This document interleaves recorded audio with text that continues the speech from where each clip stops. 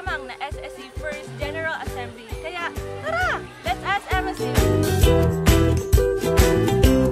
Anong sekreto para maging isa sa mga Dean's Listers ng ASALMIN? Sekreto, I don't actually have that, ang habit na ginagawa ko because, I will admit that I'm not really a studious person, a studious student. Maybe what I just have in my mind is, lagi kong iniisip na I am a student, I am preparing my future today, and my work is to study. So, I believe study na not just in academic matters, but it's also good to learn na to learn things outside aside from academic matters, like you join organizations, because as of now I'm not just an ordinary political science student, but I'm also a Secretary General of our college. So, and then I would admit that as of now I find it hard juggling my studies, since hopefully I am graduating, so medyo busy sa thesis, ganyan, and my duties sa college, because we've got a lot of activities. So feel ko nga na mas secretary ang peg ko ngayon kaysa student. But then my advice sa mga aspiring outstanding students sa kanilang college or sa kanilang courses is that they have to remember that studies first. Whatever your extra passions in life, if you're still a student, you have to study first. Para sa iyo, kumusta ang SSCGA? For me, successful siya. It's because of the population of the students na nag-attend. Okay na din ang snacks. Ganun naman talaga every year. And then, sa participation ng students during the GA. Although, most of the students are most interested in the intermissions rather than the reports they have, because reality, ang mga estudyante, wala man sila ilabot sa kung unsang inon sa SSC sa atubang, as long as makakuha sila snacks. Pero as pol-sci students, kailangan namin makialam, kailangan namin na whatever, sa reports ng SSC kasi it's our field. Ano ang message mo para sa SSC? Ang message ko sa SSC administration ngayon, for me, yung kailangan nilang pag-itingan, tama ba? Pag-itingan ang prioritization, kasi it is halata naman na yung according sa report nila, binibigyan nilang pansin more likely yung mga lesbian and gay. In our society, we should expect na kailangan kung mag-disseminate ka ng mga kakailanganin ng tao mo, you should always think the welfare of your people, the majority of the people, not the minority. Because MSU, I think, kukunti lang naman yung mga lesbian and gay, so kailangan naman pansinin yung kailangang bigyang pansin. Ano ang mga ine-expect mong mga programang ipatutupad ng SSC ngayong taon? More on their karang sa plano nila, siguro they will be karang more strict about implementing those rules, those plans they have regarding with our intram, sa welfare ng students, sa mga issues there is a university.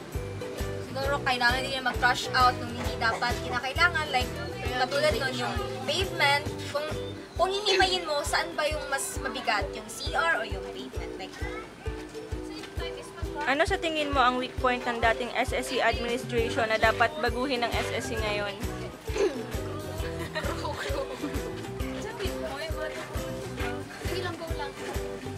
Big point nila? Ng dating administration.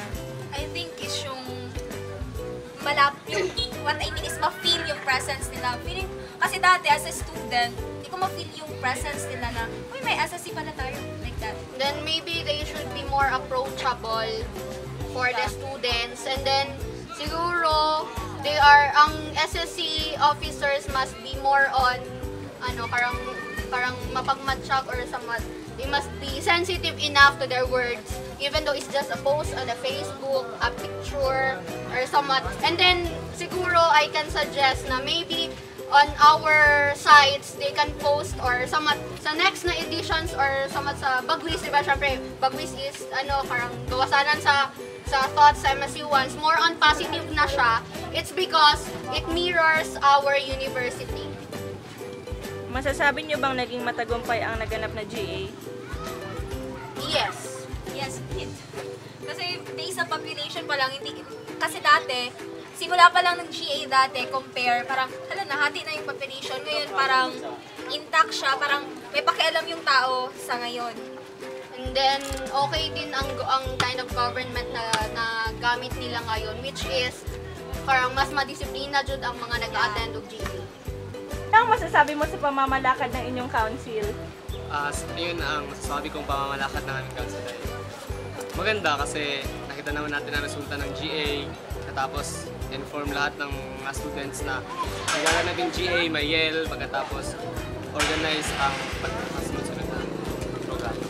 I'm so thankful.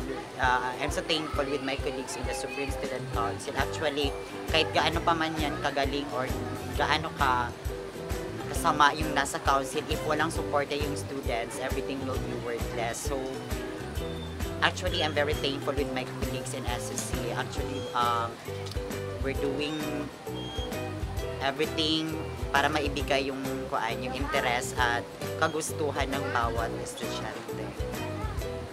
So ano ang mga paghahanda na inyong ginawa upang mas mapabuti ang pamamalakad ng SSC ngayong taon? Siyempre, we took parang precautionary measures, kumbaga. We did not wait na mag-cramming kami para mag-prepare doon sa activities. Of course, we have our semestral planning kahit noong summer pa, last week of April actually. And during the time na yon, na-settle na namin yung aming plan of activities para sa ating first sem ngayon. Kaya doon pa lang, paghahanda na yun talaga. Actually, one of the preparation that we made for governing the SSC for the entire year is the semestral budget plan. So actually, as in the executive position, what I did is I let my officers to prepare everything for the respective committees. And fortunately sa aming semestral planning na lead lahat, and then it was presented and then discussed by college and by my colleagues, and of course with the help of our advisor and of course with the other professors, yung mga suggestion nila. And aside from it, so far maghintay na lang tayo ngayon kung ano ang magiging resulta ng implementation of what we planned during the semestral planning. And I guess that is the best thing that we made for the preparation for the entire year, the semestral planning. Kasi what we did there is yung preparasyon, then planning from the start till the end, and then the challenge now for the SSC is the implementation of what we planned last summer. So that's what we did for the preparation. Ano ang mga prospect projects and activities na kakaiba na dapat abangan ng mga estudyante? Actually, we have a lot of prospect projects this semester. But if you're expecting for an extraordinary project, we have this LGBT society to be created this semester. So dati they are impressed, so now bubuhayin lang natin sila. And now LGBT society, a political term accepted for such homosexuals. So hope na maging formal sa dito sa loob, and then we go outside to franchise others. First is yung projects. As you can see, no, dyan sa Office of the Students Affairs, tapos na yung natin yung proyekto natin na cementation, yung pavement dyan, and then we allocated budget for that. And actually, sa this coming intramurals, may mga konting changes. First is yung nawala na yung mass demonstration, na change namin yung street dancing competition. So maybe this coming July, baka maingay na dito sa campus kasi the colleges are preparing and practicing for the street dancing competition. And marami pang mga pakulo ang darating. And hopefully, we are looking forward for the support of the students this coming intramurals. That's Masasabi mo bang naging successful ang naganap na GA? well, with the cooperations of our colleagues from different colleges and of course the students, I can say and I can conclude na nagiging successful yung General Assembly. And of course, with the help of the other sectors here in our university, especially Bagwis for covering the General Assembly. And we are extending our sincere and heartfelt gratitude sa mga naging parte ng General Assembly and for the active participation of the students. Ayan, narinig na po natin ang mga opinyon ng mga scholar ng bayan. Mga opinyon na magsisilbing hakbang upang mas mapabuti at mas mapaunlad ang sistema at patakaran ng ating pamantasan. Hanggang sa muli, ito po si Karen May Patanta from another episode of That's Us MSU. Bye!